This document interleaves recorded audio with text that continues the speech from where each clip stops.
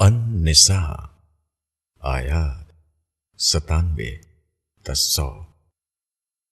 جو لوگ اپنا برا کر رہے ہیں جب ان کی جان فرشتے نکالیں گے تو وہ ان سے پوچھیں گے کہ تم کس حال میں تھے؟ وہ کہیں گے کہ ہم زمین میں بے بس تھے۔ فرشتے کہیں گے کہ کیا خدا کی زمین کشادہ نہ تھی کہ تم وطن چھوڑ کر وہاں چلے جاتے؟ یہ وہ لوگ ہیں جن کا ٹھکانہ جہنم ہے اور وہ بہت برا ٹھکانہ ہے۔ مگر وہ بے بس مرد اور عورتیں اور بچے جو کوئی تدبیر نہ کر سکتے اور نہ کوئی راہ پا رہے ہیں، یہ لوگ توقع ہے کہ اللہ انہیں معاف کر دے گا، اور اللہ معاف کرنے والا بخشنے والا ہے۔ اور جو کوئی اللہ کی راہ میں وطن چھوڑے گا وہ زمین میں بڑے ٹھکانے اور بڑی وسعت پائے گا، اور جو شخص اپنے گھر سے اللہ اور اس کے رسول کی طرف ہجرت کر کے نکلے پھر اس کو موت آ جائے تو اس کا اجر اللہ کے یہاں مقرر ہو چکا، اور اللہ بخشنے والا رحم کرنے والا ہے۔ تشریح: مومن کی فطرت چاہتی ہے کہ اس کو آزادانہ ماحول ملے جہاں اس کی ایمانی ہستی کے اظہار کے لیے کھلے مواقع ہوں۔ جب بھی ایسا نہ ہو تو آدمی کو چاہیے کہ اپنا ماحول بدل دے۔ اسی کا نام ہجرت ہے۔ ہجرت اپنی اصل حقیقت کے اعتبار سے یہ ہے کہ آدمی اپنے آپ کو غیر موافق فضا سے نکالے اور اپنے آپ کو موافق فضا میں لے جائے۔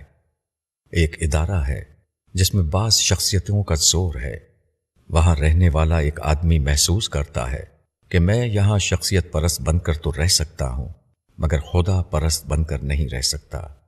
اب اگر وہ آدمی اپنے مفاد کے خاطر ایسے ماحول سے مصالحت کر کے اس میں پڑا رہے اور جو چیز اس کو حق نظر آئے اس کے حق ہونے کا اعلان نہ کرے یہاں تک کہ اسی حال میں مر جائے تو اس نے اپنی جان پر ظلم کیا۔ اسی طرح کوئی قوم ہے جس کا ایک قومی مذہب ہے، وہ اسی شخص کو اعزاز عطا کرتی ہے جو اس کے قوم پرستانہ مذہب کو اپنائے۔ جو شخص ایسا نہ کرے وہ اس کو قبول کرنے سے انکار کر دیتی ہے۔ ایسی حالت میں اگر ایک شخص اس قوم کا ساتھی بنتا ہے اور اسی حال میں اس کی موت آ جاتی ہے تو اس نے اپنی جان پر ظلم کیا۔ اسی طرح ایک ماحول میں حق کی دعوت اٹھتی ہے، اس وقت ضرورت ہوتی ہے کہ بکھرے ہوئے اہل ایمان اس کی پشت پر جمع ہوں۔ وہ اپنی صلاحیتوں کو اس کی خدمت میں لگائیں، وہ اپنے مال سے اس کی مدد کریں، مگر ایمان والے اپنے فائدوں اور مصلحتوں کے خول میں پڑے رہتے ہیں۔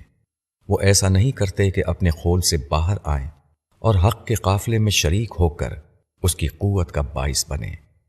اگر وہ اسی حال میں اپنی زندگی کے دن پورے کر دیتے ہیں تو وہ خدا کے یہاں اس حال میں پہنچیں گے کہ انہوں نے اپنی جانوں پر ظلم کیا تھا۔ تاہم وہ لوگ اس سے مستثنیٰ ہیں جو اس قدر معذور ہوں کہ ان سے کوئی تدبیر نہ بن رہی ہو اور نہ باہر سے ان کے لیے کوئی راہ کھل رہی ہو۔ آدمی اپنے ماحول میں ناموافق حالات دیکھ کر سمجھ لیتا ہے کہ ساری دنیا اس کے لیے ایسی ہی ناموافق ہوگی، مگر خدا کی وسیع دنیا میں طرح طرح کے لوگ بستے ہیں۔ یہاں اگر مکہ ہے جہاں دائی کو پتھر مارے جاتے ہیں تو یہاں یثرب بھی ہے جہاں دائی کا استقبال کیا جاتا ہے۔ اس لیے آدمی کو ماحول سے مصالحت کے بجائے ماحول کی تبدیلی کے اصول کو اپنانا چاہیے۔ عین ممکن ہے کہ نئے مقام کو اپنا میدان عمل بنانا اس کے لیے نئے امکانات کا دروازہ کھولنے کا سبب بن جائے۔